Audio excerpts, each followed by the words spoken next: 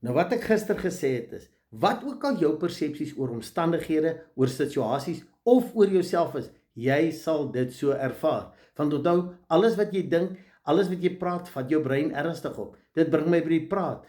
Ons kan nie anders nie, as die feite en die realiteite daar is, dan praat ons dit. Maar dis waar die probleem is, ons besef nie, elke woord dra krag. Hoe meer ons die feite en die realiteite gaan praat en hamer en oorvertel die negatiewe, hoe meer gee ons krag daaraan.